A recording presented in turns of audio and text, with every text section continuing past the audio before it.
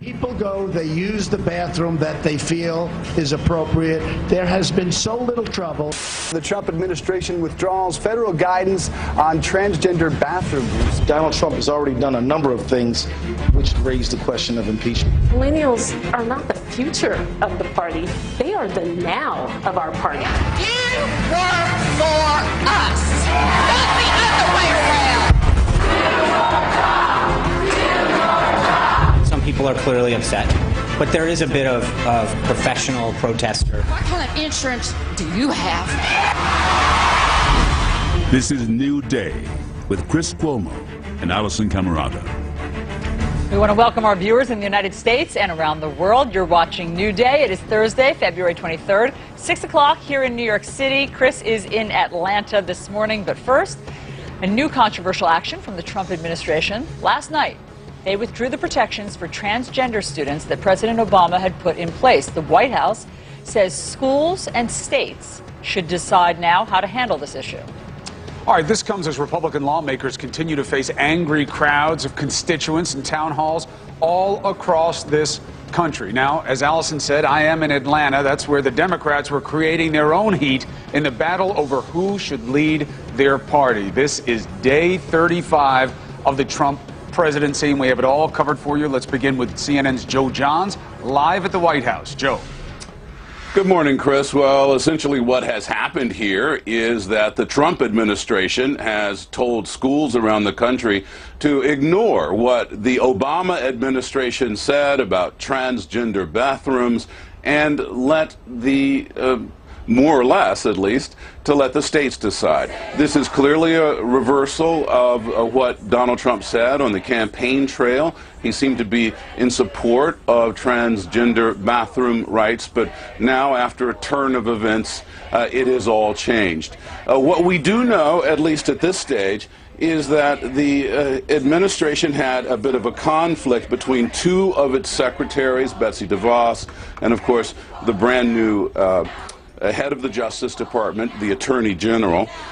In part, sources tell CNN that the president's education secretary opposed the guidance but was pressured to get on board by Jeff Sessions, and Betsy DeVos issued a strongly worded statement that said this is not merely a federal mandate but a moral obligation no individual school district or state can abdicate, reassuring concerned parents that the department will investigate claims of discrimination, bullying, and harassment against those who are most vulnerable in our schools. Nonetheless, it appears that Jeff Sessions, the Attorney General, did win this argument. The president apparently siding with him, the determination now to tell the states that the United States government essentially has no position on this, and they will let the states decide on transgender bathroom rights. Back to you, Allison. Joe, thank you for all of that background. Let's discuss this with our panel. We want to bring in CNN political analyst and author of How's Your Faith, David Gregory, CNN political analyst and Washington Post reporter Abby Phillip, and CNN political analyst and senior congressional correspondent for the Washington Examiner, David Drucker. Chris, as we said, is in Atlanta all morning, so we will all have a remote conversation. David Gregory, let me start with you. What do we know about the motivation and the timing for why the Trump administration moved so quickly on this? Well, it's curious about the motivation because President Trump as a candidate seemed less concerned about wading into the culture wars, and he's made a shift. He's got an attorney general who is interested in waging the culture wars and who has been less willing to advance gay and transgender rights. And so this is a matter that is coursing through the courts. It might get to the Supreme Court. There's been some disagreement, and there has been a judge who had blocked where we were, who had blocked that guidance that the Obama administration had given. What's striking to me is that the president is willing to wade into this area of denying students' rights at a time when gay rights have come so far, so fast in this country, and really has been a bipartisan. Two, also striking to me that as with the Supreme Court justice pick, he is perfectly happy to spark a huge ideological battle. It helps him unite conservatives, even social conservatives, at a time when he's got low approval ratings and where there's not just the left, but also aspects of the center are politically opposed to him. All right, well, so you have this basic notion, David, that you're putting it out there, which is he doing this just to appease the base? And we have to ask that because this is not what he has said on the issue. Here's a clip of him on the Today Show talking about exactly this, then candidate Trump. Last April. There have been very few complaints the way it is. People go, they use the bathroom that they feel is appropriate. There has been so little trouble. So if Caitlyn Jenner were to walk into Trump Tower and want to use the bathroom, you would be fine with her using any bathroom she chooses? That is correct. All right, the Today Show playing up Caitlyn Jenner because that's what was going on then, and that's the Today Show. But the important part of what he said there, Abby, is when he was referring to the fact that there hadn't been a lot of incidents. Remember, that was the discussion, that you would have different predators come and use this exception as a reason to create more victims. President Trump, then candidate Trump, saying, you know, there's no proof of that. But now this shift, how does it play to you, Abby?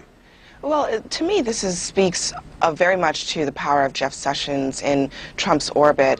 Jeff Sessions has been a really outsized figure for quite some time now in Trump's world, in his worldview, in his execution of governance. This is, remember, a president who has never governed before, so he's looking to other people to show him the way. And the fact that he ceded to Jeff Sessions on this issue is very important because it signals that he's willing to put aside some of his own personal inclinations and actually defer to, in many cases, the Republican base, the more ideological base that he doesn't necessarily personally identify with, but sides with for the purposes of being president of the United States. And I think that's an important for what we might see to come on a lot of these really controversial issues. We saw it in his Supreme Court pick as well. He is deferring here to the core of the Republican Party, and that's very much what a lot of Republicans wanted to see from him. David Drucker, CNN, has reporting that Betsy DeVos, the education secretary, was not fully on board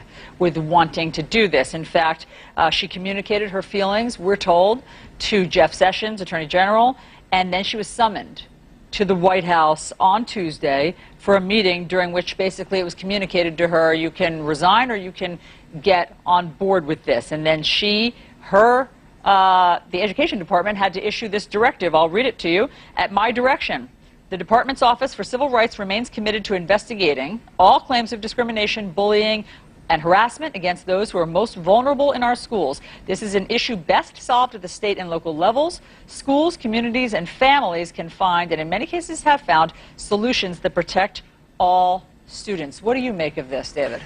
Well, look, I don't think this should actually be surprising at all, because even though Donald Trump isn't really animated by social issues and has never been socially conservative really in any way, he's made a transactional deal with the social conservative part of the Republican Party's base.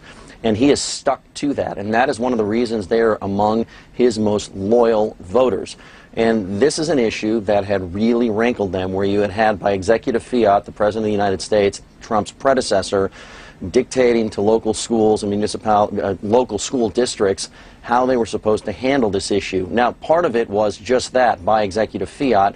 The other issue, though, for them was this issue of transgender children not using the bathroom of their sex at birth. And this is something that they wanted changed. And so I don't think we should really be surprised at all when you look at how Trump has dealt with social issues and you look at the pact he has made with social conservatives that have given him such strong backing, that this is where he would end up going in a debate between DeVos on the one hand and Sessions on the other. And yet, David Gregory, the proxy for that social conscience or conservative backbone that David Drucker is talking about should be embodied in Mike Pence. And yet he is nowhere near this. And we say that obviously because of what went on in Indiana. He was aggressively anti this community and these kids in this instance.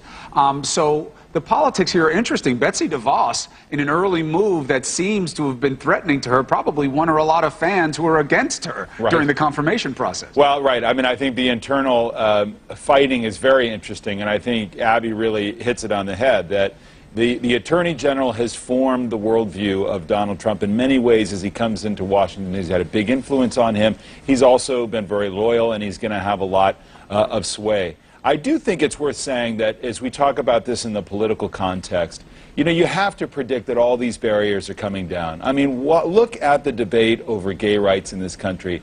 And people, if you're a teenager and you're struggling with the idea of who you are, and you're just trying to be who you are, the way God made you, and you hear all these politicians talking about what rights you ought to have, it's hard to see this holding up. I think there's parents around this country and around the world who are in relationship with their children, and their children are saying, you know what, this is who I am, and I want to be comfortable in who I am, and they're going to get a lot of support from their parents, and I think the political class will continue to come in line. I think it's very hard to reverse the trend that we've been on. In fact, we have one of those parents coming up on the program.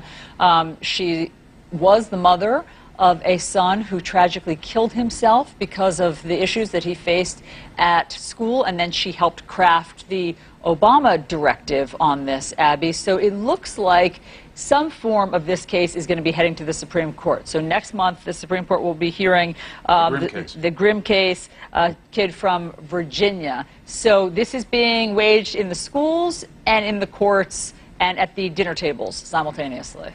That's right. And I do think that actually, you know, to David's point, one of the interesting dynamics here is when you put something into place and then you roll it back. What happens then? I think that it becomes much more it's much easier for people to see the sort of like advancement of these rights once this has already been in place. So in some cases you can't put the genie back in the bottle.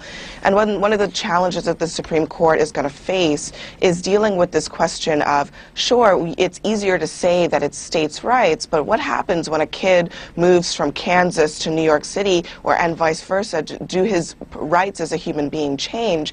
And that's a question that the Supreme Court has dealt with numerous times in this country's history. I expect this will not be any different, and it may not matter what the Trump administration has said on this issue, the fact that they will not defend it. What may matter more is this idea of civil rights and constitutional rights that are, you know, afforded to people all over this country.